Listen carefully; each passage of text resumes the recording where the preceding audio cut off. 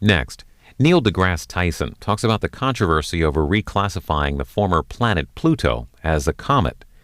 New York's American Museum of Natural History, where this talk was held, was the first public institution to adopt this position. This program is about an hour 35 minutes. Just kidding, C-SPAN.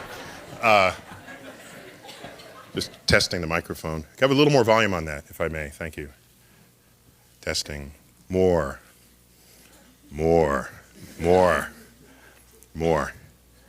Testing. There we go. Pluto. It was an ugly scene. January 22nd, 2001. That was the night. Actually, that was the morning. I woke up, came to my office. There were some uncountable number of voicemail messages on my telephone. That morning. The phone was ringing. Why? The New York Times had a page 1 story proclaiming, Pluto not a planet, only in New York.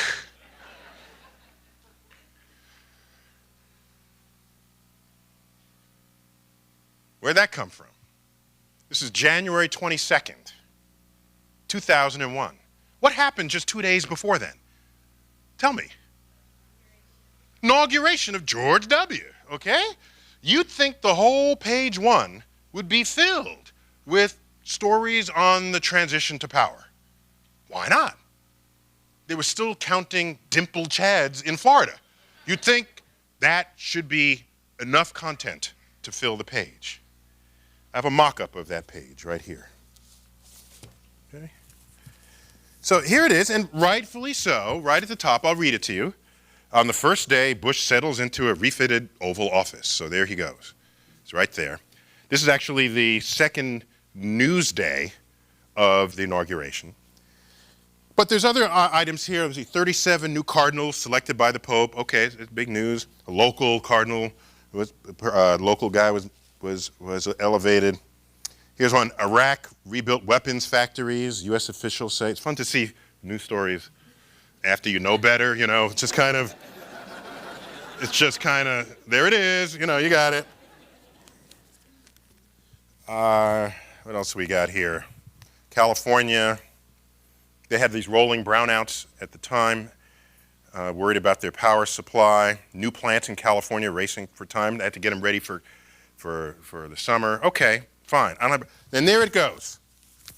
Pluto not a planet, only in New York. As she walked past the display of photos of planets at the Rose Center for Earth and Space, Pamela Curtis of Atlanta scrunched her brow, perplexed. There didn't seem to be enough planets.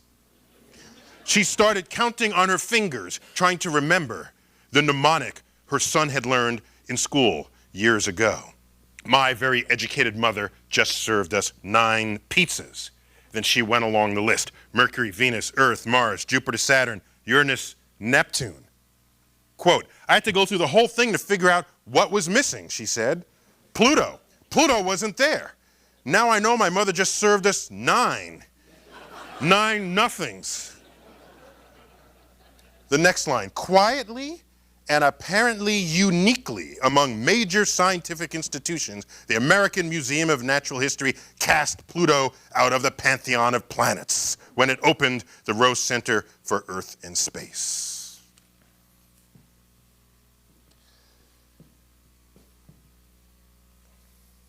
So, where'd all that come from? First of all, we got accused of just trying to drum up attendance. Just making controversy just for the hell of it, right? Oh yeah, let's just make up a cosmic controversy, whether or not it's true, just to get people in the front door. Fact is, that exhibit had been that way for a year. We didn't open in 2001, we opened in 2000, February, okay? It had been that way for a year. So the New York Times came late in this one. So, let's back up. Let's just back up. It's the 1990s. The museum had just finished its new dinosaur halls, the entire fourth floor of this museum, filled with dinosaurs. Attendance was on the rise. Yet attendance at the Hayden Planetarium was dropping simultaneously with the rise in attendance at the dinosaur halls. Meanwhile, we had rovers on Mars and the space shuttle and Hubble was up. There was no reason for attendance to visit the universe to drop. The institution was deeply concerned, said we got to do something about it. All right, that's when I came in the mid-1990s. We built a staff, we looked at the problem, looked at the state of our understanding of the universe, we started designing exhibits. Exhibit designer Ralph Applebaum and Associates, perhaps best known for the Holocaust Museum in Washington, D.C. Worked closely with him, and architects Jim Polshek and partners. So, there we are, laying out the lesson plan. And we notice something. What did we notice? There are objects being discovered in the outer solar system, beyond Neptune, adding to our inventory of what's out there. What do these objects look like? They're kind of small. Pluto's kind of small. What else about them? They're kind of icy. Pluto's kind of icy. What kind of orbits do they have? Well, their orbits are a little weird, like Pluto's orbit. You may know Pluto's orbit is strongly elliptical, by far the most elliptically orbiting planet there is. Called it a planet there for the moment. And so it crosses the orbit of Neptune. No other planet does that to any other planet. So that's odd. Not only that, if you look at the plane in which planets orbit, Pluto is tipped out of that plane by 17 degrees. Everybody else, Mercury is tipped a little too, but not as much as Pluto. Everybody else is kind of right there, a couple of degrees up or down within the plane, what we call the plane of the solar system. So, as these objects start getting discovered, we say to ourselves, well, what are they? What do they represent? What do they mean? This is in the mid-1990s. We know we want to rebuild the facility, so we're looking at trend lines in what science is doing. And in those trend lines, we say, something's going on out there, let's take a closer look. We take a closer look, and we find out that what is being discovered is a zone in the solar system predicted to be there at mid-century. A solar system theorist named Gerard Kuiper hypothesized that beyond the orbit of the farthest most large planet, if there's not another large planet out there, then there'd be the leftovers from the formation of the solar system that never got gravitationally vacuumed up to become part of that large planet. If there's no large planet, it would just still be there. So he said, maybe there's a reservoir of icy bodies out there. We went 45 years before such an object was discovered. We needed the biggest telescopes in the world, biggest optical telescopes. Right now they're in Hawaii. The Keck telescope was brought to bear on this problem. We discovered, we got people who do, I wasn't, we got peeps. Colleagues discovered the Kuiper belt. Discovered it. So we said to ourselves, maybe Pluto is not the 9th out of 9 planets. Maybe Pluto is a member of a new class of object, predicted to be there at mid-century. So let us create a display that captures this fact. Most museums, all museums that present the planets, do it in a way that you first learned it in elementary school. There's a panel, there's a wall, and there are panels. So the first one is Mercury, and it gives you the data on Mercury, how big it is, what it's made of, what's the orbital period. Then you go to Venus, and then Earth, and then you just, there it is. Mercury through Pluto. It is an enumeration of objects sitting there for you to memorize. And we saw an educational and scientific opportunity to rethink how we're going to deliver the solar system to you. And we said to ourselves, that's not how we're going to do it. There's too much else to learn, to understand, to relate to about the solar system, rather than thinking of it as an enumeration of objects. So instead, what we did was create a new sort of family photo of the solar system, organizing objects by similar properties. We took Pluto and said, Pluto, you look much more like these other objects than you or these other objects look like anybody else in the solar system. You're going to be a new group for us. There's the Kuiper belt of icy bodies. There it is, with Pluto a prominent member among them. Next, we had the gas giants, Jupiter, Saturn, Uranus, and Neptune. They're big, they're low density, they have rings, they have huge moon systems. That's a group. They have more in common with each other than any one of them has with anything else. That's kind of what you want for a classification scheme. That's how classification schemes work at their best. We had the rocky planets, Mercury, Venus, Earth, and Mars. We're all small, we're all dense, we're all rocky, similar density. That was a group. The asteroid belt, separating the rocky planets from the gas giants. And last out there, the Oort cloud. We call it a cloud. It is a zone of comets that completely surrounds the solar system, hence the word cloud, as distinct from belt, which is slightly flattened in the plane. The Oort cloud is a reservoir of comets that extends halfway to the nearest stars. So these are communities of objects. That's how we presented the solar system. At no time did we count planets.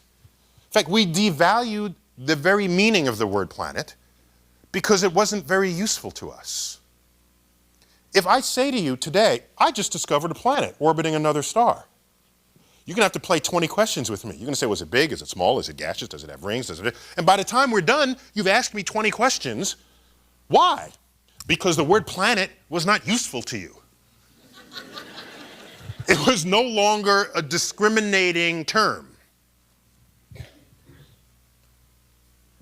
If you have bookshelves, I can say one of 5 things and you'll know exactly what I'm talking about. I say, bring me the book, bring me the encyclopedia, bring me the dictionary, bring me the paperback, bring me the pamphlet, bring me the DVD, okay, or the, what else? Bring me the files. I don't say, bring me the wood pulp, which would then apply to everything there. We have words that distinguish one object from another, which creates great utility in the act of communicating and delivering information. So, what we wanted, but were not audacious enough to create, was a new lexicon to account for what we now know about the objects in the solar system. That's what we did. So when the New York Times headline said, Pluto not a planet, only in New York, it's not actually true. And in all fairness to the author of that article, Kenneth Chang, upstart science writer, we're friends actually. In all fairness to him, he didn't write that title. As you know, these media places, they have the title people. They come in, they browse what you sketch, and then they give it a title, as inflammatory as possible. And so he knows that nowhere did we say there are now only 8 planets. But I'll tell you, as the media storm unfolded, they kept coming, sticking microphones in my face saying, so how many planets are there? They kept trying to get me to say, oh, there are only 8 planets, and make that the soundbite, but it never came out of my mouth, not ever. Okay? Because that's not what we did. If you want to go there, you got to watch out, because yes, Pluto's small, but consider this. Jupiter is more bigger compared with Earth than Earth is compared with Pluto. So if we were like Jupiterians, all right, no such word actually, Jovian. If we were Jovians and we were asked how many planets are there in the solar system, you know what we would say? 4. Jupiter, Saturn, Uranus, and Neptune, and the rest is just debris. All right, so Earth is smaller than Jupiter's red spot. Okay, it's a storm on its weather system. Been going for 300 years at least. Earth fits nicely right inside the red spot. Jupiter was slammed by a comet back in 1994. Comet Shoemaker-Levy 9. This is a comet that used to be one piece, and during one of the flybys of Jupiter, Jupiter's tidal forces of gravity broke it into multiple segments, 24 segments. Each piece fell in separately as Jupiter rotated, and it had like pock marks, one right after another. The pock marks were bigger than Earth, okay? So it's not about counting planets here. It was never about counting planets. So, but I was so angered by this, with all these microphones going in my face. I wanted to just have a reply that would just send them off happy. So here's what I wanted to say. So Dr. Tyson, are there only 8 planets in the solar system? I want to say, yep. Pluto wasn't big enough to make it in New York. That's what I wanted to say. We kicked it out. Manhattan was just too big for Pluto. I wanted to say that just to give them something to chew on. So, my life was completely upended that day because I was fielding inquiries from the public. My boss called me, okay? Who's my boss? You didn't ask, but I'm going to tell you. My boss is the provost of this august institution. The provost is the chief academic officer of any place of academic study. All universities have provosts. If they don't have a provost, nobody's learning anything there. Let's just keep that in mind. That is the head of the academic organization of an institution. The provost calls me up that day. I was still relatively new. I'd only been hired a few years earlier. Okay, kind of young, you know. What did he say to me? He said, Neil, he's trying to protect the institution's reputation. And here we are scattered all over page 1. He said, what did you do? He said, did you decide this by yourself? I said, no, we got people. We got people. It was unanimous, in fact. There was a committee. We got people. I got people. But not only that, we're not stupid. Okay, 1999, we saw the writing on the wall. We said, and locally, one of us is sort of a solar system expert, and that's Steve Soder, a colleague of mine, friend and colleague. So he would have sort of deeper insight into the solar system up front than the rest of us would. Not that we couldn't acquire some insight, but we said, let's do this professionally. I mean, in full-blown style. So we invited in the world's experts on this subject and conducted a panel, a Pluto panel. Took place 10 years ago, March, in the main auditorium. It was to debate what was going on with Pluto. And on that panel, I had one of the co-discoverers of the first Kuiper Belt object. Okay, so here's somebody who's looking in the outer solar system. I got someone who's head of the committees that worry about nomenclature in astronomy. I got the biographer of the discoverer of Pluto. You know where he's going to land on that issue, okay? I got all the right people. And we sat back and listened. Listened to the strength of arguments. Listened to the data being brought forth on those arguments. And we didn't even have to caucus at the end of this. It was clear that Pluto's days as the 9th planet were numbered. No pun intended. So, one day we still have the tapes for that debate. One day we'll figure out a way to put it online, and so you can all relive the history with us. We recount. There's a lot of that dialogue recounted in the Pluto Files. I should put a copy of the book right here, shouldn't I? Is that how you're supposed to do that? So the camera always has to look at the book. That's how that works. Learned that from Andy Rooney. Right there it is. Put it right there. Yeah. I just stand next to it like that. See, now you got it.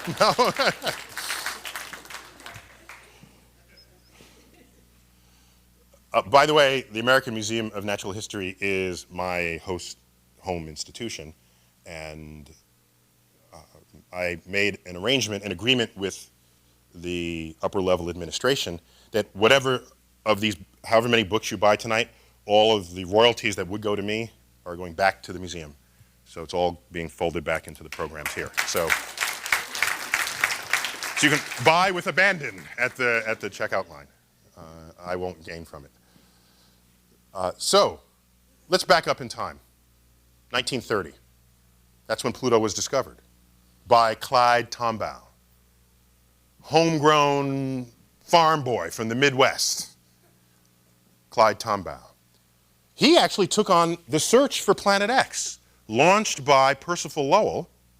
This is Lowell of the New England Lowells, moneyed, tweedy.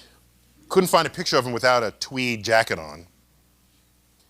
He found a mountain in Arizona where there's very low humidity. Humidity is bad for observations from a telescope. Built an observatory, called it the Lowell Observatory, and launched the search for Planet X. Planet X was this fabled perturber of Neptune. The orbit of Neptune, the then farthest most planet, was not following what you'd expect it to do from Newton's laws of gravity. So you're left with two choices. Either Newton's laws of gravity fail at this distance from the sun, but we were not quick to give it up because Newton's laws were working. They were working for centuries. So what's the alternative? Maybe there's a yet to be discovered other object out there whose gravity was influencing Neptune, yet you hadn't reckoned it in your equations yet. Meanwhile, Newton's laws would all just still be fine. Thus was born Planet X. Percival Lowell wanted to find Planet X. You do the arithmetic. It's more than arithmetic. You do the math to find out. You say, if Neptune is doing this and it should be doing that, then the object should be there. So train your telescopes in that direction and look for it. They looked over there, couldn't find it. Couldn't find Planet X. So it should be there. Looked there, couldn't find it. All right, what's going on here? Well, Clyde Tombaugh comes in a little later and says, let's do a systematic survey of the night sky rather than these targeted searches. Let's just look at everything. And he looks at everything and he discovers Pluto. The first planet discovered by an American. So Americans have a certain investment in this object. Not only that, if you look at the sizes given for Pluto right when it was discovered, it was assumed that it was Planet X, first of all. Second, if it was Planet X, it would need a mass and a gravity commensurate with that of Neptune. So the earliest estimates for Pluto's size was an object the size of Neptune. Over the years, as measurements got more and more refined, our best estimates for the size of Pluto got littler and littler and littler and littler. The size of Pluto didn't settle out until the 1970s. And when it did, there are 7 moons in the solar system bigger than Pluto, including Earth's moon. Fully half the Pluto lovers I've ever told that to did not know that fact. That's because the Pluto lobby does not lead with that information. They hold that back. You got to like dig it out of them. Oh, the moon is bigger. Oh, okay, and so is Ganymede and Titan, and you just go on down the list. But like I said, I want to make a thing about size because we would lose that one to Jupiter. But still, Pluto lovers, many did not know that. Who here did not know that there's 7 moons? See? Raise your hand. Did not know. They never told you. They never told you. Never told you. I'm telling you. 1930, Pluto's discovered. By the way, the size of Pluto was dropping precipitously, according to our best estimates. There's a tongue-in-cheek paper written in the late 1970s, and it just looked at the size of Pluto and made a plot, a graph, the size of Pluto according to the year that an estimate was made for it. And the The size was just getting smaller and smaller and smaller, and then they extrapolated into the future, and so the title of the article was The Pending Disappearance of Pluto. And it goes through the x-axis in 1984, you know? So they were worried that Pluto would disappear completely. So I've got the abstract and the actual published plot of the paper in the Pluto Files. So it's fun to read that, because the authors obviously knew Pluto was not going to disappear, but it's just fun to watch this trend line. It sort of pokes fun at the process of, or has fun with the process of what it took to get the size of Pluto correctly. It's so far and so little and so dim. So, here we are. I'm getting mail. After that article appeared, I started getting hate mail from like third graders. Pissed off third graders. Like I upset their worldview. Like a third grader has a worldview. You know what I mean? Since when does that happen? You're a third grader. Like, so why do, and I didn't get this reaction from Europeans. Europeans went, fine, Pluto, demoted, I don't care, you know. Pass the wine, you know, they just had other issues. In Europe, they're cool. In America, people just went ape. And I trying to understand that, and I said, well, how do I come to understand this? What's going on? Then you look back, you comb the history books, and you discover that in 1930, Walt Disney first sketches a dog. A dog that would get the name of Pluto. Pluto the dog, the Disney dog, and Pluto the cosmic object have the same tenure in the hearts and minds of Americans. An American didn't name the cosmic object. We discovered it, we didn't name it. We couldn't have named it, it turns out. No way an American could have named that object Pluto. It was named by an 11-year-old girl in Cambridge, England. A very connected 11-year-old girl. Her father was like head of the Cambridge Library, who was buddies with the astronomer royal, and so she had just learned Roman mythology in her class and heard about this new discovery. It made all of the world news in America, and thought that Pluto is like the god of the underworld. It's sort of dark and far, and you don't want to go there, and said, wouldn't Pluto be a good name for it? And so it worked its way up the ranks, and it stuck. And thus the announcement came. An American could not have named it Pluto. First, we're not that educated when we're 11 years old, okay? Yes, let me reflect on my Roman mythology I just learned in class today. No, well, maybe we were back then, I don't know. But there's a stronger reason why it would have never come out of our brains. Because in the 1920s, right on up through the early 30s, there was a heavily advertised, widely marketed mineral laxative called Pluto water with the slogan, when nature won't, Pluto will.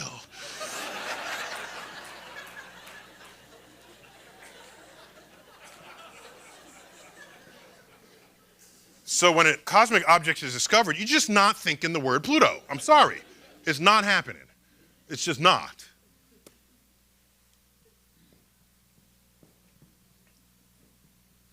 Venetia Burney, that's the name of the little girl. I mean, she's like 80-something now, 87. Still alive, by the way. See, there's an interview with her online. We give the link in the book. There's an interview with her. You can hear her talk about how she named Pluto. Someone made a sound? Was that? Okay. So I've come to the conclusion, the following conclusion. About what age do you first learn about the planets? You're like in first, second, or third grade, something like that, right? About right? What grade are you in? Third grade. Did you learn about the planets this year or last year? Well, mostly this year. Mostly this year. So third grade, that's the grade. Okay? Now, when you're a kid, when you're an average kid, that's the age you're watching cartoons. And like I said, in America, we haven't learned our Roman mythology yet. So when you first learn the planets and they start giving you because they're only teaching it as an enumeration of objects. And here they go, ready? Mercury. That's just a name. It doesn't mean winged messenger from ancient Rome. It's just a word. Mercury, Venus, Earth, Mars, Jupiter, Saturn, Uranus, Neptune. Pluto! Oh, that's the dog. Oh my God. And right at that moment, you get genetically, it's painted into your brain cells, this connection, and it stays with you your whole life. Admit it. Unless you have another accounting for this, I have no other accounting for why Americans cared so much. And I have evidence from adults that I will read to you that supports this contention. By the way, I work here at the museum. I do astrophysics, but I share the corridors with colleagues of mine who are zoologists, people who study the rest of the animal kingdom, okay? Including humans. We have like anthropologists who study humans. So everything that walks, slithers, moves on this earth, we got somebody who's an expert in it, okay? So I have a certain osmotic sensitivity to the animal kingdom for working here, which led me to question. This has nothing to do with anything, by the way. Just hang with me for a minute. I'm there trying to solve this problem, and I say, how is it that Pluto is Mickey's dog, yet Mickey is not Pluto's mouse? This disturbed me. There's some like disturbance in the space-time continuum of the mammalian order of things. That's not right. I would not have otherwise been distracted by this, except that I work here. I had to get to the bottom. I called up Disney. I said, so what's going on here? I got the answer. I don't know if you know the answer. I got the answer. You ready? I'm telling you. In the Disney pantheon of cartoon characters, not the ones that they bought later, like Winnie the Pooh. They just bought Winnie the Pooh. They didn't invent Winnie. I'm talking about the ones that they sketched out of their own cartoon labs. In that pantheon, if you're an animal who wears clothes, you can own other animals who do not. That's it. Simple as that. So Mickey's got the gloves, the pant, the short, whatever he wears. I don't know what they're called, but he's wearing clothes. Okay? Pluto's butt naked. Pluto walks on all fours. Pluto doesn't speak. Pluto lives in a doghouse. Goofy walks bipedally, wears clothes, pays rent in a house. That's how that works. I know you were burning to know that, but I can't keep that to myself. So here we are, my emails coming in, fielding inquiries. I'm trying to answer to my boss. He doesn't believe me. I say, look, I had a committee, it was a consensus. He didn't even believe me. He went calling around other people. He called the provost, because provost talked to provost, at Princeton, who happened to be an astrophysicist, a world-famous astrophysicist. Now, I spent 13 years at Princeton before I came here. So they all know me down there. They know what I do, how I do it. They called him up and said, what do you make of this thing that our guy Tyson just did? And he said, provost at Princeton said, whatever Tyson did, that's correct. Just let it go. That's it. Just chill out, let it be what that is. That'll turn out to be correct. And so I'm happy to announce that 6 years later, that would have been now 5 years later, we're the first institution to bring this story public. It had been percolating in the scientific lounges up until then. We were just the first to make a public stink about it. Well, actually, we didn't make the stink. The Times made the stink. So what's happening over that time? More Kuiper Belt objects are being discovered. 2 of them larger than Pluto. Icy bodies in the outer solar system. If you're not going to call those planets, and they're bigger than Pluto, that pulls Pluto down into whatever you're going to call them, doesn't it? You can't have Pluto sitting up above you and you're bigger than Pluto. So this threw the whole planet definition into question. Why was there such controversy anyway? You ever seen scientists fighting like this? By the way, the hate mail that I got was not just from elementary school children. I got some from colleagues too, all right? Everybody was choosing up sides. Everybody. So, over those years, the Kuiper Belt is fleshing out, giving more ammo to those who want to think of the Kuiper Belt as its own entity. So here we are, the professional international community of astrophysicists say, we've got to address this problem. We've got to now define planet. You might be thinking, wasn't the word defined before this? No.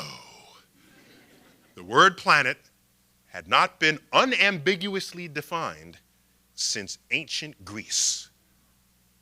In ancient Greece, they looked up at the night sky, they saw some objects wandered against the background sky, and others stayed put.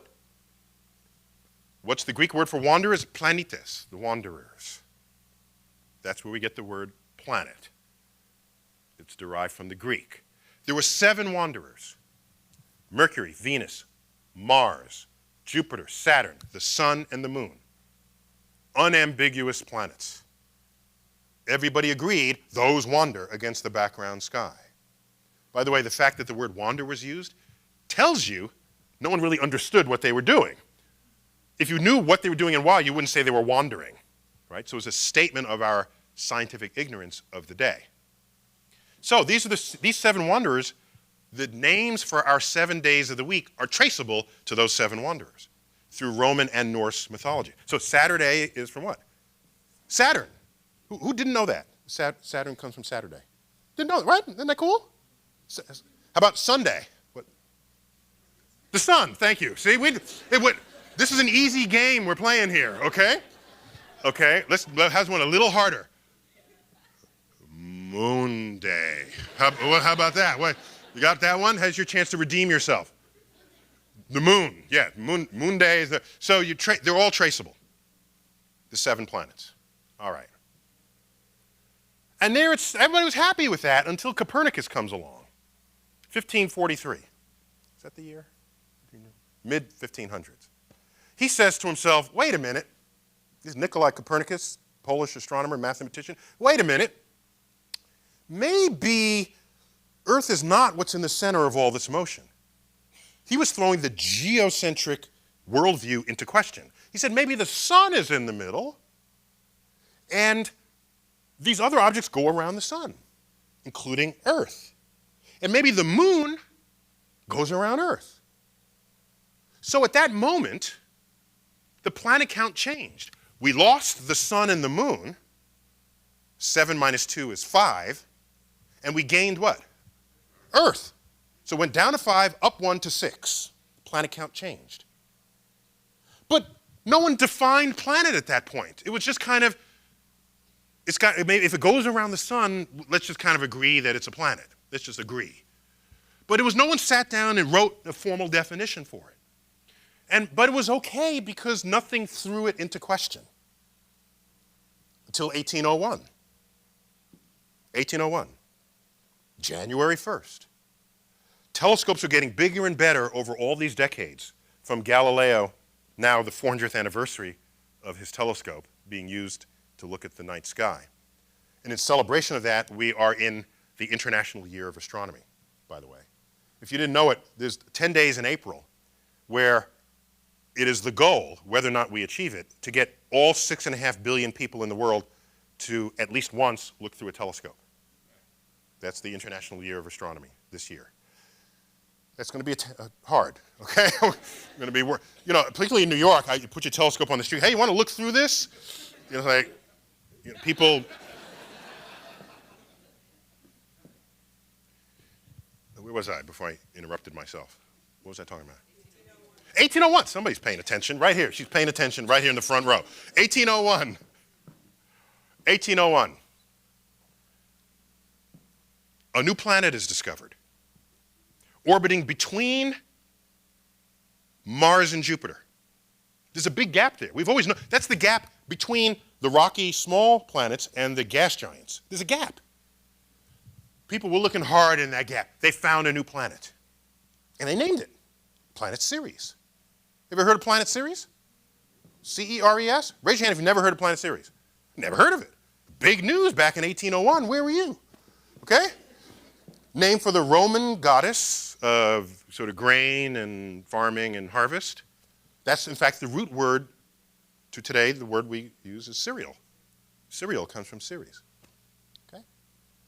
An element discovered on the periodic chart of elements shortly after that object got named was named after that object. Okay? That's cerium. C-E-R-E-I-U-M. Cerium. Something like that. Ends in I-U-M. I got that right. So, everyone was excited. They looked harder again. They found another planet. And then another. And then another. And then another. I've got books from the early 1800s that list the planet count at like 13 planets. What's going on? This was getting out of hand. Dozens of them started showing up. You're scraping bottom for names now. You need a Roman god or goddess and need a symbol and what's going on? They paused, took a step back and said, well, how big are these objects? They're small. Smaller than any object they'd ever discovered. How do they orbit? Well, they kind of all orbit together in this sort of belt around the sun. Realized they weren't discovering new planets. They discovered a new swath of real estate in the solar system that today we call the asteroid belt. And overnight, the planet count dropped from whatever it was in the high 20s, whatever was the last one where people said, this is ridiculous, something else is happening here, and went back down to just Mercury, Venus, Earth, Mars, by then Jupiter, Saturn, and Uranus. Is that right? Yeah, Uranus. Neptune hadn't been discovered yet. Okay? So, where have I heard that story before? Right? We've had, Ceres was just the first of a new class of object, wasn't it? So, the woman we brought in, who was the co-discoverer of the first Kuiper Belt object, she actually discovered the second Kuiper Belt object, didn't she? What was the first? Pluto. Discovered by Clyde Tombaugh, 1930. Now, this thing about planet names, by the way. Oh, I should tell you, just because we're here, we're here, why not? Planets are named after Roman gods, in case you hadn't figured that out. As an homage to Roman mythology that so graces our night sky. But how about the Greek mythology? We want to sort of homage to them too. So in fact, the moons of planets are named for the assorted Greek characters in the life of the Greek god who's the counterpart to the Roman god after whom the planet is named. Got that? Who didn't get that? Be honest. There you go. We got one honest person. The rest of you are all lying. All right, here you go. Here's an example. Jupiter, one of Jupiter's moons is Ganymede. Ganymede was the manservant of Zeus. And Zeus is the Greek counterpart to Jupiter. Because these gods sort of correspond with each other. Like, if you had the lightning bolt, they both had a lightning bolt. If one was more powerful, they have correspondence with each other. So, planet moons are named after Greek characters. No shortage of characters to draw upon.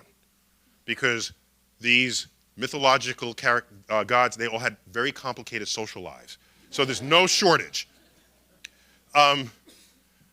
William Herschel, an English astronomer, was actually the first person to ever discover a planet. He discovered Uranus, actually quite by accident. Discovered it as the next planet after Saturn. Now, no one ever discovered a planet before. There are no rules and regulations about what to do. What to do. In fact, he was in denial of this fact. He would read the writings, and the writings of others, he says, by the way, people had discovered comets before. No one ever discovered a planet. He says, This is a curious comet. It refuses to show a tail. What are we to make of this comet? It's a planet, okay? That's what he discovered. Now, like any good scientist, it's time to name the thing. What do you name it after? You name it after your funder. That's if you're a good scientist, this is what you do. Keep your funders happy so they keep writing your check. So he names it after King George. So for a while there, the sequence of planets were Mercury, Venus, Earth, Mars, Jupiter, Saturn, and George, okay?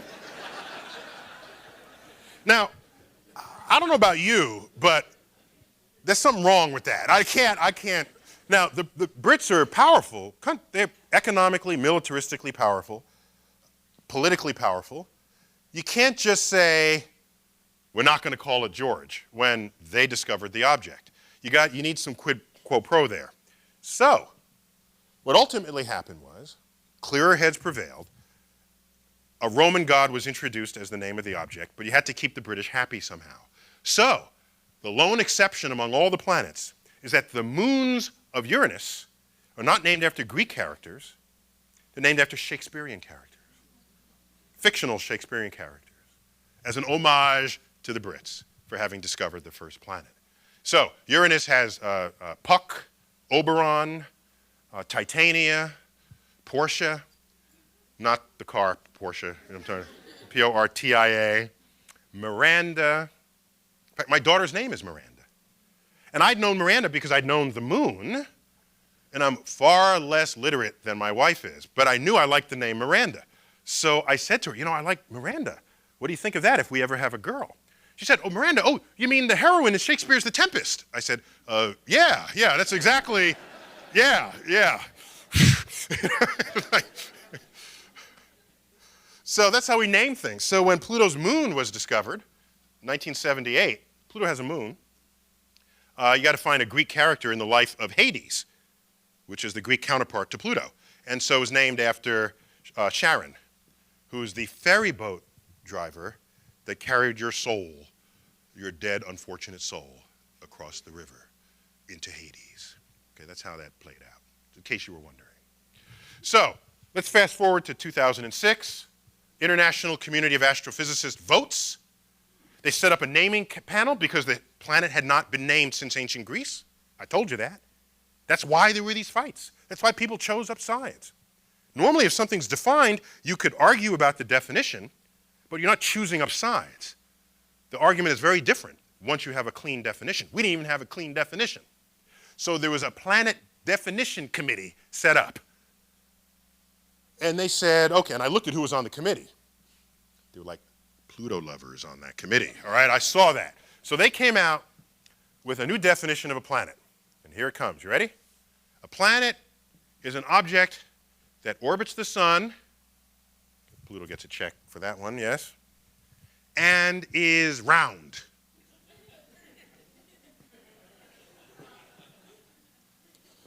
Okay. That's kind of like almost everybody, isn't it? That proposal got voted down by the attending members of that symposium. They said, you got to do better than this. It's got to be more discriminatory than that. The thinking is that, by the way, if you're a rock, if you're just a rock, you have whatever shape you have, you're not round. The reason why you're not round is your own gravity isn't strong enough to make you round. If you're big, there is a size beyond which your own gravity overcomes the structural integrity of the very molecules that shape you. And it puts you into a nice round shape. Earth is round for that very reason. You might say, no, it's not round. We have mountains and valleys and deep parts and high parts, you might say. Excuse me, pause. What is the highest point above Earth's surface that you know? What is it? Mount Everest, how high up is it? In miles, give it to me in miles. 5 miles up. What is the deepest part of Earth's crust? Marianas Trench, how deep is that? 6 miles down. So from the deepest part of Earth's crust to the highest part of Earth's crust is 11 miles. That's less than the length of Manhattan. Yet we're 8,000 miles in diameter. If I shrunk Earth down to the size of a cue ball, it would be the smoothest cue ball ever manufactured. If you had a finger and you reached out and rubbed it across the surface of the Earth, you were a cosmic giant, you would not distinguish what was mountain, valley, ocean, or land, because all of that fluctuation would happen within the thickness of the imprint of your fingerprint. Do you know that the globe, the school globe you have in the classroom, you got one of these globes? You ever run your fingers over it and you feel where the mountain ranges are, the Himalayan mountains and the Rockies? They're lying to you, okay? They are lying. You would not feel that at all. The geologists have been lying to us forever. It's the geologist's fault. It's greatly exaggerated bumps on the globe. In fact, the very extent of our atmosphere, our atmosphere on that globe would be thinner than the shellac on that globe. That's the atmosphere we think is of great extent, because we're these little creatures at the bottom of it. But compared to the Earth, it's nothing. Now, I don't even know why I went there, but I had to get that all like off my chest. Got nothing to do with Pluto. Where was I? Who's the one paying attention? Where was I? Round, thank you, thank you. So, are you round? So, that would mean planet, that category would have things as small as Pluto and as large as Jupiter. Pluto being mostly ice by volume, Jupiter being mostly gas by volume. They would be in the same category. That disturbed me as an educator and as a scientist. The vote was taken. It was turned down. They voted it. They said no. They proposed a new plan. They said, all right, round is good. We like that, but add 2 more criteria. Are you the principal object in orbit around the sun? Pluto is. Pluto gets a check there. It's got a moon. Pluto's got a moon, but it's the principal object. Pluto gets a second check. According to the round criterion, moons would have been planets too. So we would have gone from 9 planets to like 50 planets. All right. Had it only been the first criterion. So second, are you the principal object? Yes. Pluto has 2 checks. Third, do you dominate your orbital zone? Is your orbital zone cleared of debris? No, that's right. Not with Pluto, it's not. That's the whole point. We discovered the Kuiper Belt, littering the orbital zone of Pluto. Pluto, if it was a game show, it would just go, rotate Pluto off the stage. It is no longer a planet. There's a new word for it. It's called a dwarf planet. Pluto gets, quote, demoted to dwarf planet status. Ceres, which is round, the only asteroid that's round, gets elevated to dwarf planet. Before, it was just an asteroid. It's a dwarf planet because it's round, it's the principal object in orbit around the sun, has not cleared its zone. It's in the asteroid belt. There you have it. Okay? So, many people got upset. Oh, by the way, those criteria were voted 90% to 10% in favor. And then it was set into law, into suggested practice by the International Astronomical Union. It's not a labor union, it's just the society, the International Society of Astrophysicists. And so another media frenzy unfolded after that, because we sort of started it, but they finished it. And with sentiment that greatly resonated with what our concerns were, that you needed to do something with Pluto. Pluto lovers were upset by this demotion. And I thought, wait, well, is it really a demotion? Maybe dwarf planet is just a kind of planet. If you drive a compact car, are you thinking, I'm not really driving a car? You're still driving a car. It's just a compact car. So maybe Pluto is still a planet. It's just a dwarf planet. But that didn't fly with the Pluto lovers out there. So this 10% are actually quite vocal. They issued a petition, circulated internationally, and they are likely to show up at these conferences persistently to get Pluto reinstated as a planet. Meanwhile, like I said here, we're not even going there. I'm not counting planets. I don't care how many there are. Doesn't matter. And part of what unfolded in 2006 was this, part of the frenzy was you knew the science hit culture because humorists got a hold of the material. There were cartoons, my favorite of which was by a cartoonist named Chaz Allman. He drew this orb, this Pluto orb, sad face on the street corner, holding out a beggar's cup. I know, and a sign that said, "Victim of downsizing." the cutest.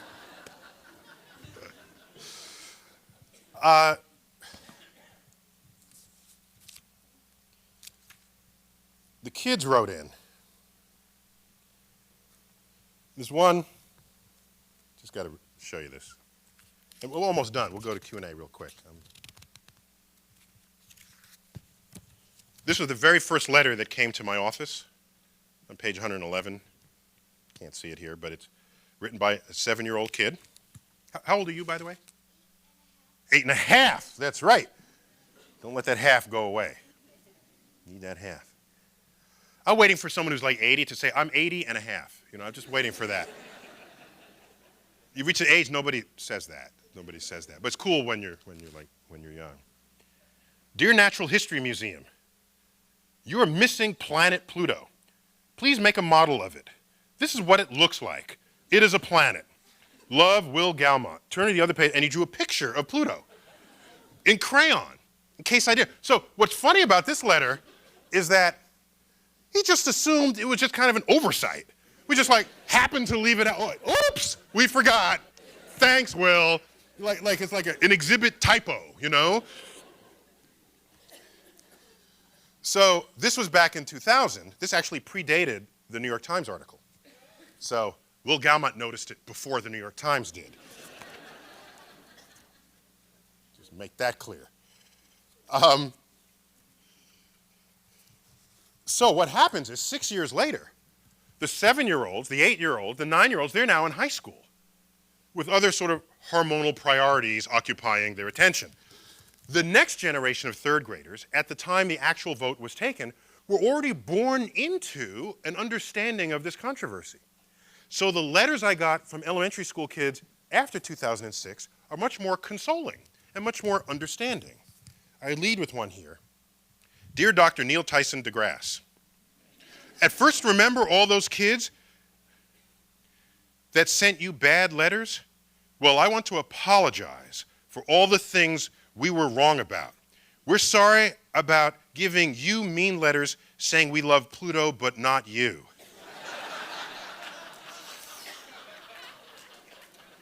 I'm very sorry, it'll be okay. Taylor, age 7. This letter came in spring 2008, so just like 8 months ago. Managed to make the printing deadline.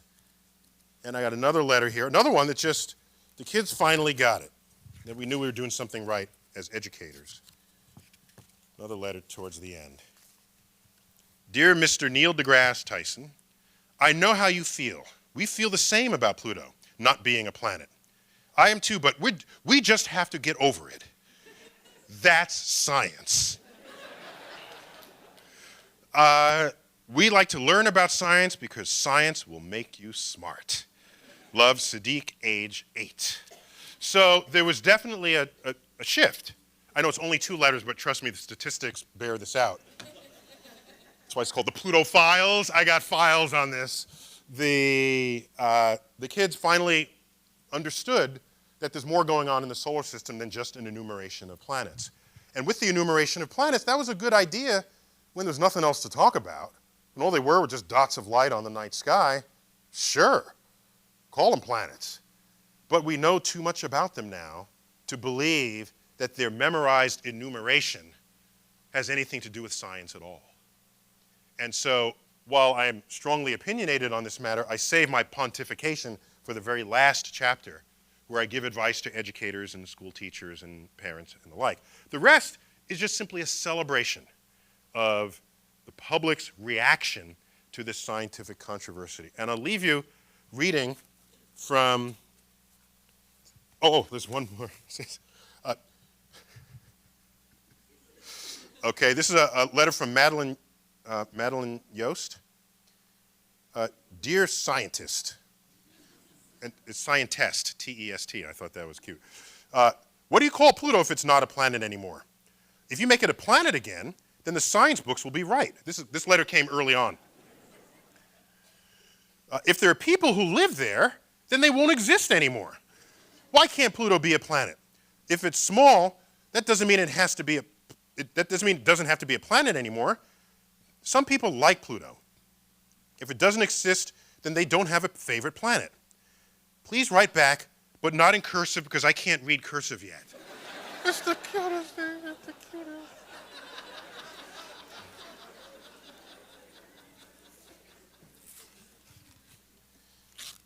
All right, in the back.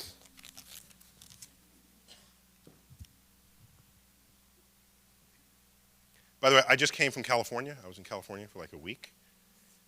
It was fun being there, reading what I'm about to read. Appendix H, California legislation relative to Pluto's planetary status. California Assembly Bill H.R. 36, introduced by Assembly members Keith Richmond, Republican District 38, and Joseph Kankiomila, Democrat. It's bipartisan legislation. And it's full of whereas speak. You know how legislation has whereas. Whereas recent astronomical discoveries, including Pluto's oblong orbit and the sighting of slightly larger Kuiper Belt objects, have led astronomers to question the planetary status of Pluto. Fine, nothing. And whereas the mean-spirited International Astronomical Union decided on August 24th, this legislation is posted that very same day, which meant they were working on this. The mean-spirited IAU decided on August 24th to disrespect Pluto by stripping it of its planetary status and reclassifying it as a lowly dwarf planet. And whereas Pluto was discovered in 1930 by an American, Clyde Tombaugh, at the Lowell Observatory, Arizona, and this discovery resulted in millions of Californians being taught that Pluto was the 9th planet in the solar system. And whereas Pluto, named after the Roman god of the underworld, and affectionately sharing the name of California's most famous animated dog, has a special connection to California history and culture.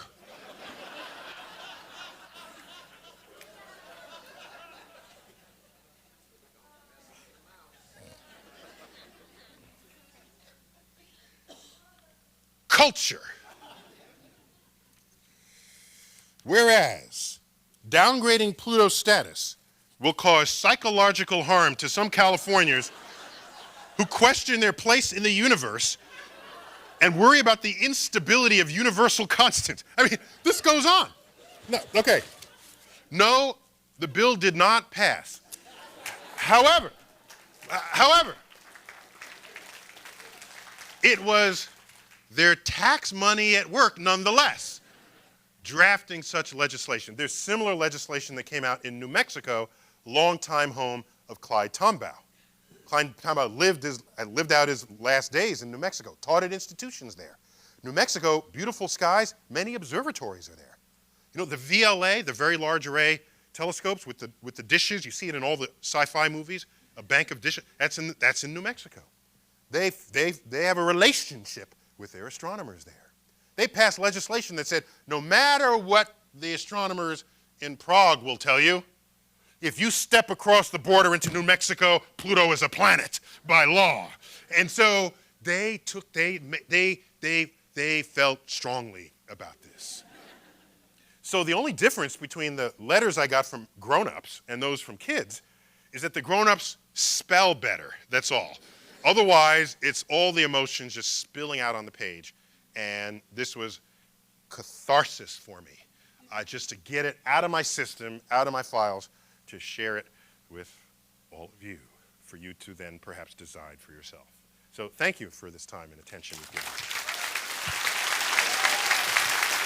Thank you.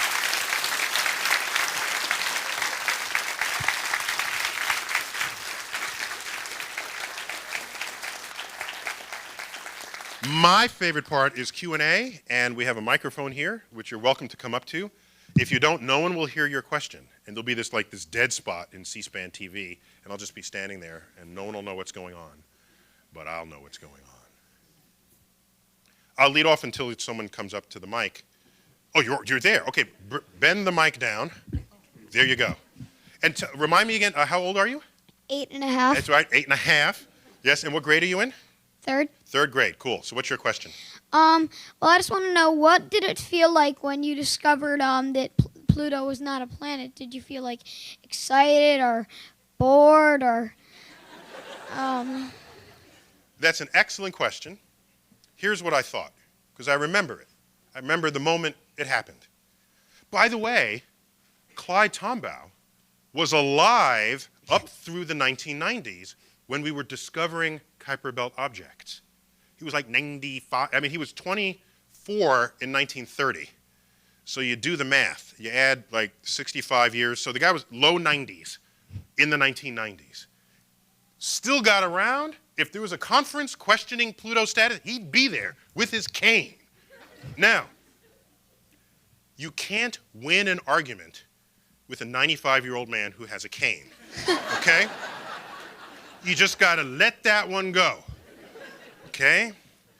Not going to be around much longer. Just let it just, and I say that, I mean, I'm not just poking fun. I monitored my email traffic and the activity on, back then before there were blogs, there were chat rooms. And I monitored that. And up until he died, there was like kind of a low-level discussion about whether Pluto should be a planet. Practically, the minute he died, it shot up. And people felt a little more brave about speaking of this now that he wouldn't be around to react to it. I expressed this point, and someone who is friends with the Tombaugh family, friends with Clyde Tombaugh's widow, said to me, came right up and said, his widow is still alive. How do you feel about that? Disrespecting Clyde Tombaugh. And I said, this is how you need to think about it. No, Clyde Tombaugh did not discover the 9th planet. What does it mean to discover the 9th of something you already have 8 of, and it's the most diminutive one at that? Is that something to celebrate? Well, maybe so. However, I've got something better to celebrate. Let's celebrate the fact that he discovered the first of a new class of object in the solar system. That is a much greater discovery than simply saying, I discovered the 9th one. Oh yeah, it's littler than everything else. It's one of the biggest members of the Kuiper Belt. And I think it's happier there. It's the king of the comets. Instead of being like the puniest planet. So what I thought about at the time was that this is the greatest thing we could do for Pluto, is give it a whole new class of object in the solar system, a new swath of real estate to explore. And that was the point of view that I took and my colleagues here took at the museum. And we smiled, not knowing how many people we would piss off for that. Okay. Thank you for your question. Next question, yes. 2 questions. She says she has 2 questions. No, Should we give her just 2 questions? Okay. Should we? It's really small questions. Okay. All right. It's never the length of the question, it's the length of the answer. that Okay. matters. Okay. Pluto. Yes. Do you feel that one day it will drop out of sight? And is there any other, like, similar, not planets, clusters behind Pluto that we haven't discovered yet? Okay, you all get that question. So first, will Pluto ever drop out of sight? Number one. Number two, is there more to be discovered in the outer solar system that might, let me add to your question, Okay. that might force us to further rethink what's going on in the outer solar system? So I'll answer those. First, Pluto's size has settled out in our estimates of it, but it is more than half made of ice. So in enough time, it's possible for all of the ice to evaporate and it just gets littler and littler, laying bare its rocky core. Then it's something else. It's likely that many of the asteroids were once ice. But what's left over is what's there once all the ice evaporated from sunlight. So, but right now, its size is stable. And it doesn't get that close to the sun to generate huge tails. But if Pluto came to where Earth is right now, heat from the sun would evaporate that ice, and it would grow a tail. That'd be just embarrassing. You couldn't be that if you want to be a planet. You just don't want that. You can't be a planet with a tail. You know that. So, now, as far as the outer solar system goes, if an object is self-luminous, generates its own light, its brightness will drop off as the square of the distance. So it's twice as far away, it's 1/4 as bright. 3 times as far away, 1/9 as bright. All right, I'm there, we're together. If the object reflects sunlight, and you start moving it farther away, it drops off as 1 over the distance to the 4th power.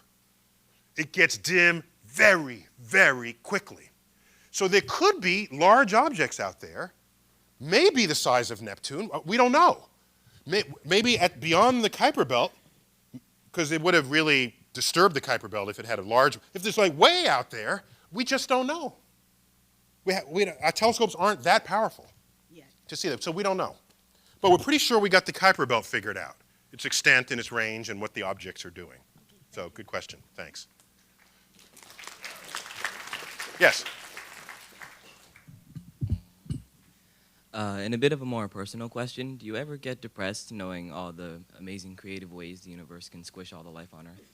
Oh, so the question is, do I have bouts of depression knowing firsthand all the ways the universe wants to kill us? I mean, I paraphrase, but that's basically what you're asking. Is that correct? Yeah. Actually, all those ways the universe can kill us, black holes, becoming spaghettified as you are drawn into a black hole, asteroid impacts, gamma ray burst, they're all vastly more exciting than getting hit by a bus, okay? So, I mean, my other book before this is called Death by Black Hole.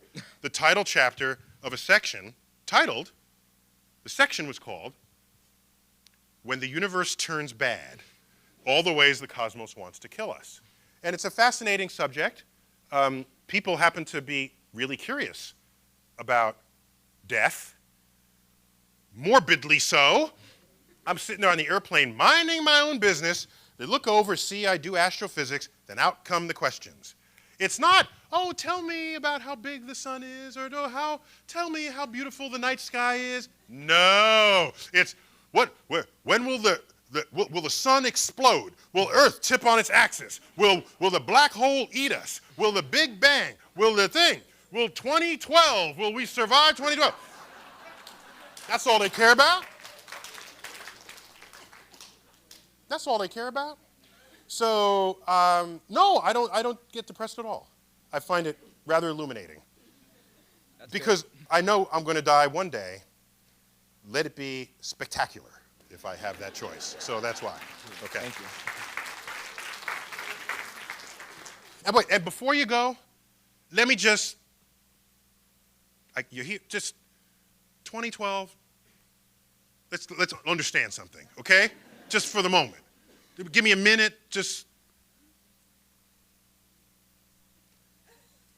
If you Google 2012, there's like thousands of websites telling you the world is going to end on the solstice, December 21st, 2012. And you look, well, why? Something I missed? Like what? Like I was just here and then now the world is going to end? First of all, nearly all cults owe their success to proclamations that the world will end in the lifetime of the leader of that cult. Just check it out. They all have doomsday scenarios in the lifetime of the leader of the cult. That makes you more compelled to join the cult, because the cult has ways to avoid the death, okay? Now, that's for starters. So, one of the statements will say is that on that day, December 21st, the center of the galaxy, where there's a black hole, the sun and the earth will come into exact alignment. And there's the worry that that extra gravity will like knock Earth off its axis. You can calculate what that extra gravity will be. From that calculation, you know nothing's going to happen to Earth, but that doesn't convince people. because we're just the pointy-headed intellectual scientists. Why believe us about science? So, what do we know? So, let's hold the calculation aside for the moment. It is true that the center of the galaxy, the sun and the earth, will come into perfect alignment on the solstice, December 2012. That's true. What they don't tell you is that that perfect alignment happens every December 21st. They left that out. They forgot to tell you.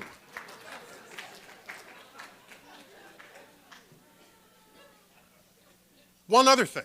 I know you're waiting there in line, but hang on. Got to get this off my chest. Remember I said Percival Lowell is looking for Planet X? Tombaugh discovers Pluto, but it's not Planet X? Doesn't have enough mass?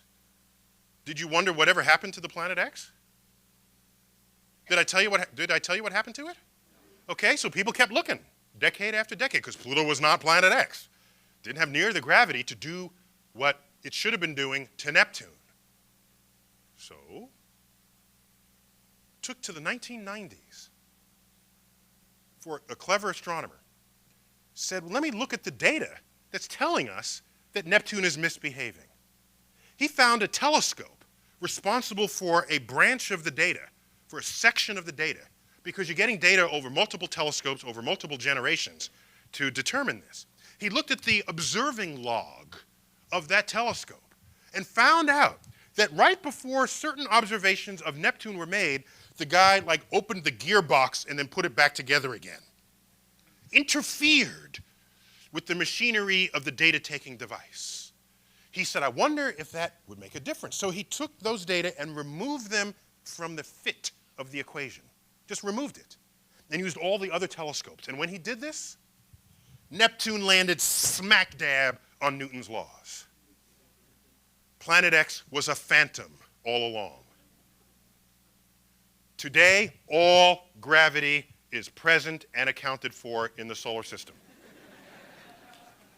All important gravity. There means no unseen objects messing with anything else that we can't account for. Which means on those same 2012 websites where they talk about Planet X, they're talking about some planet, Nibiru, or some name they give it.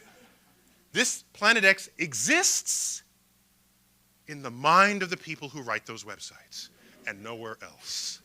The world will be here before, during, and after 2012, I promise. Next question. Was the criteria of domination of your orbital zone the most substantial criteria in demoting Pluto as a planet? Yes. Was the criterion of dominating your orbital zone the most significant? There it is. That's, if you can't control your neighborhood, and by the way, initially when that was written, it was thought that you would just absorb all the objects, you would vacuum them up with your gravity. I'm using vacuum loosely there, obviously. Your gravity would attract and it just clean it out. Later, it's learned that the distances between many of these pieces may be so large that you would never come close enough for it to hit and be absorbed into your physical body. But it is possible, if you have a strong enough gravity, to deflect them out of the zone. Your gravity can actually serve as like a tennis racket. Something comes by, you just knock it out. So you can clean your zone gravitationally without ever having to be smacked by what's orbiting there. And Pluto can't even do that. By the way, Earth plows through 200, 300 tons of meteors a day. Earth would do that. If Earth did that for 1 trillion years, the mass of the Earth would grow by like 0.1%. So basically, we're in charge of our zone, all right? 200 tons sounds like a lot, not to the Earth, all right? If it landed on you, that would be bad. But you are littler than the Earth, okay? That's how that works. So yeah, that's your question. Thank you. Thanks.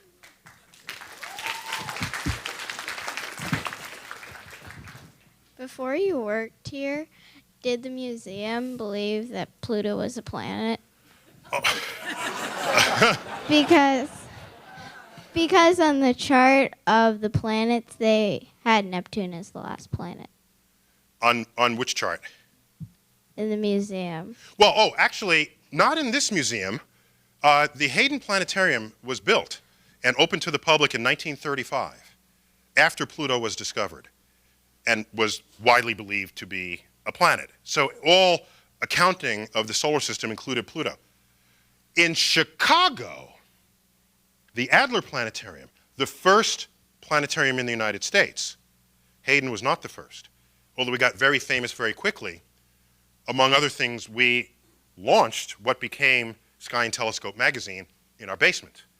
Okay? It was the magazine called The Sky, merged with another one called The Telescope. So we had a lot of ways to become well known at the time. In Chicago, they built and designed their facility and opened in the year 1930. And there's in the foyer, the entryway of their main building, there are 8 plaques of the 8 planets in the solar system. So they got it wrong, but now it's right again. See, that's how that works. And that they're not the only ones who had it wrong and then got it right. Gustav Holst, the composer, composed The Planets in 19 teens. I think he finished it in 1921, before Pluto was discovered. There's a movement for each planet, no Pluto. Pluto got discovered, they say, hey, you want to add one in? He started it, said, no, I'm not interested. Then a Holst scholar, scholars like really study the work of the person, composed a Pluto movement to add to it. Did that about 10 years ago. But now, what's he doing? What's going on there? By the way, on the periodic table of elements, uranium is named after Uranus. Neptunium is named after Neptune. Plutonium is named after Pluto. Named on false pretense, by the way, because we had a run of planets there, and there it was, got the name. So we always had Pluto until 2000. The Adler Planetarium never had Pluto. And then they did, but now they have to retract it. So there you go. A quickie, closer to home, you've all been on Fifth Avenue, Rockefeller Center. That side of Rockefeller Center is Atlas. Okay, you've seen Atlas? You've been there? If you look at the yoke across his back, as an artist, you try to represent the universe somehow, because Atlas is holding up, not the Earth, I think it was, the world, the known world. So the whole universe is on his back. So how do you represent that? Well, there's this sort of grid, this spherical grid, but the yoke that supports that grid has the symbols for the planets. Mercury, Venus, the hand mirror. Earth with the longitude and latitude line. Mars with the circle with the arrow on it. It goes all the way around, and then like Neptune, it goes right on up to Neptune. And there's no Pluto. Pluto wasn't discovered when that sculpture was cast, was designed and then later cast. So it's another one of these places where Pluto is absent. Yes? Since Pluto has another moon that's almost the same size of it, wouldn't that make another category of planets? Because it's almost like 2 dwarf planets orbiting each other. Yes! That's simple. If I were Pope of nomenclature, my nomenclature would have a category of planet where you have double planets. And in the case of Pluto and Charon, they are so close to each other in size that the point around which they orbit is in the space between them. Ooh. For all other planets and their moons, you still always go around your center of mass. You're never going around the center of the host planet, so it's over a little bit. It's always within the physical body of the principal object. So Earth and the moon, our center of mass is about 1,000 miles beneath the Earth's surface, but it's still within the Earth. It's not out in space. So I would like to see a category of solar system object that are double planets. That would be cool. I'd like to see a category of planets that are within the green zone of a solar system, where you might find liquid water. I'd like to see a category of planets that just simply has rings. A category of planets that has atmospheres. A category of planets that has active volcanoes. These are cuts through the data where you can pick and choose what to talk about in one breath. And in that way, understand the nature of the solar system. And at no time are you sitting down memorizing by rote something. That's why we got so angry, because we believed that there was something mythical about the number 9, and that number gets changed, and we find it as an assault on who and what we are, because that defined the science in our heads. Where had it been taught differently from the beginning, the number wouldn't have made any difference to us at all. So I agree. Thank you for that question.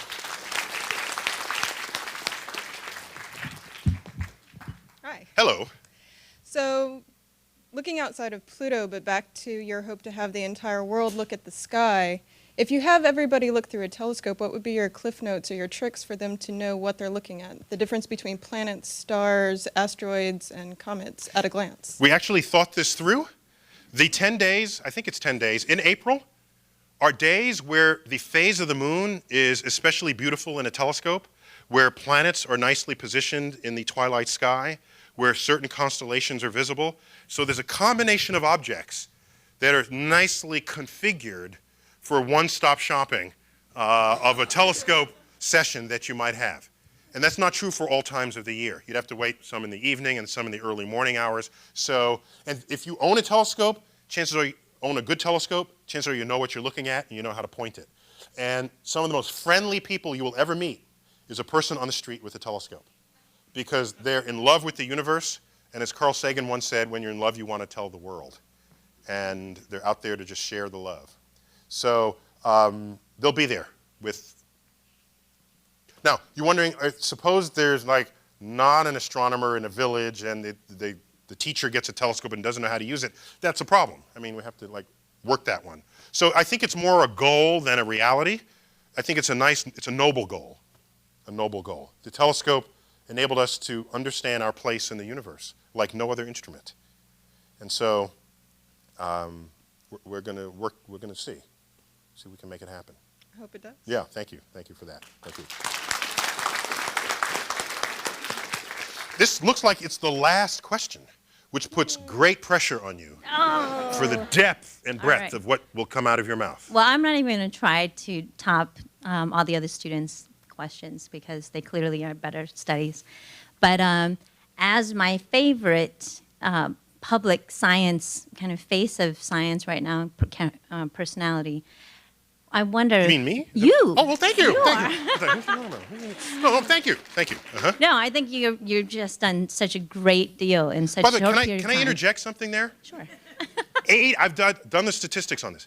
85% of my public exposure on television and media is driven by producers where like the universe flinches and they need a soundbite. They come to me. I'm not twisting their arms. It's like 15% is where there's a book that comes out and you get sort of levered into a talk show or something. But most of them, I'm minding my own business in my office and they call, which for me is a statement, a testament to the public's appetite for the cosmos, that it happens without me trying to force it on them. So however, when you see me, it's really the compliment to what the demand that the public has for this material. So go on. Exactly. I think the demand is great. I agree. And with your prospects with NASA and all that, I think that you are the face of science. My prospects with what are you talking about? Well, but I mean, basically what's going on. You mean the rumor that you're talking about? The rumor. But basically, you are the face of science for a lot of people. You know this rumor? It's one of these...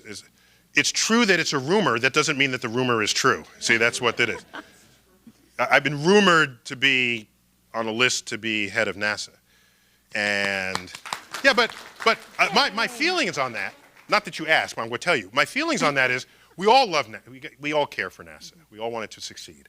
Question is, where are my efforts best invoked in the service of NASA? Is it as head of this ship called NASA, or is it, if I'm not in NASA, then I can still do the TV, and I still write books, and they publish my op-eds. I have access to the public, who then has sentiment in favor of NASA that can influence lawmakers. So I think in the end, I mean, I'm not bucking for the job. There are people who would love that job. I'm not among them, but I see my name in the list. So I'm flattered and honored, but it's not like I'm after it.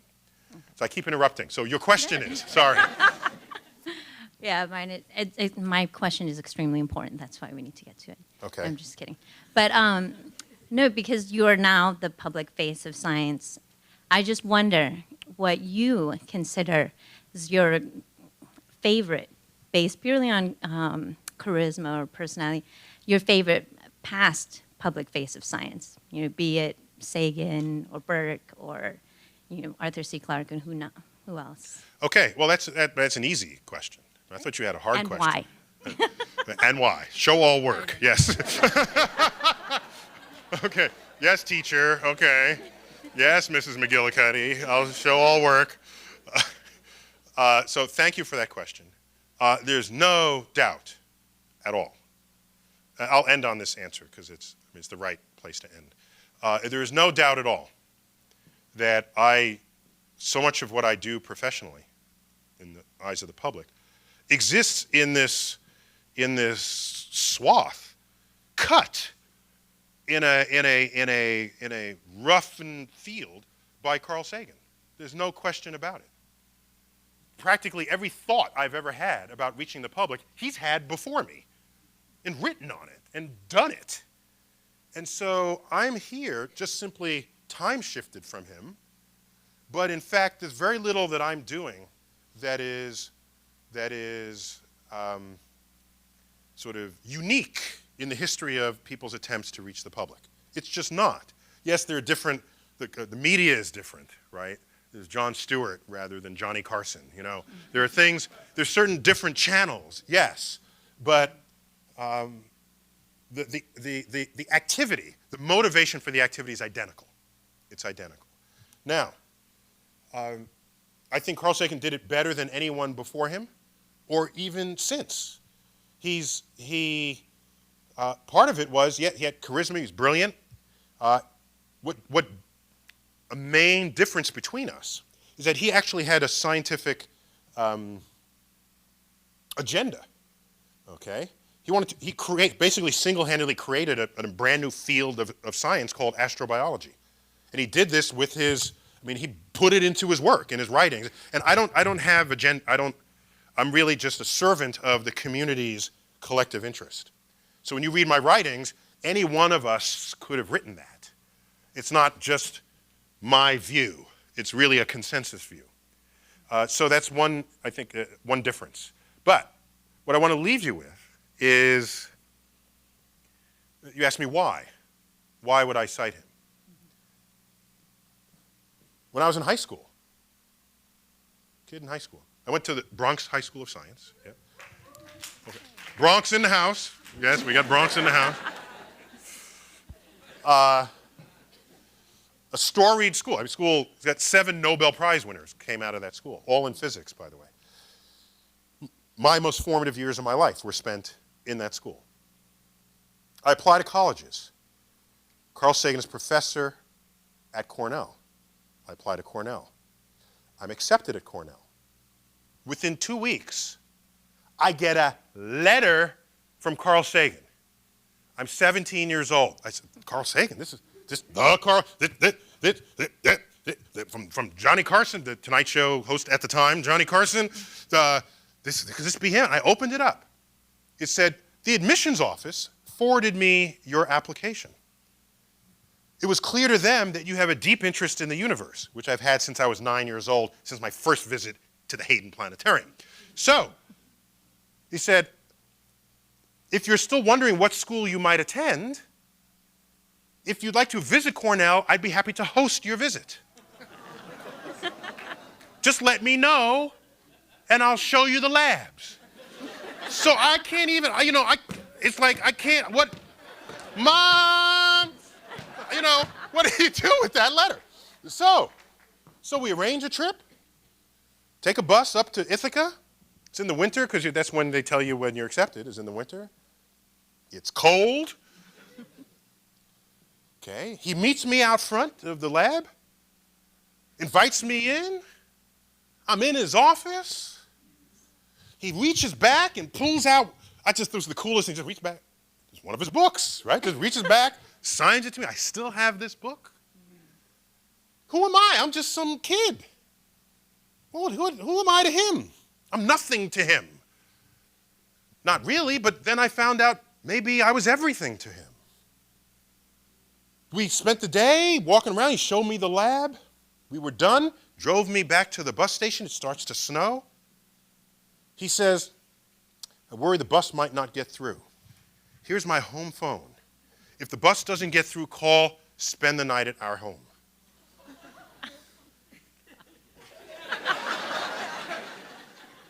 To this day, when students email me, call me, send me a notice, I stop everything. I might have email from like the head of the museum, my provost, that goes on the side. Because I swore after that moment that if I were ever as important or as famous as Carl Sagan, that I sure as hell would be treating students in the next generation the way he treated me. And that's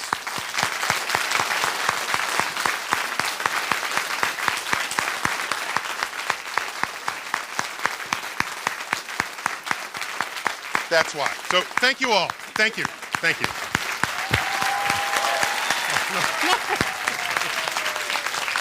Thank you.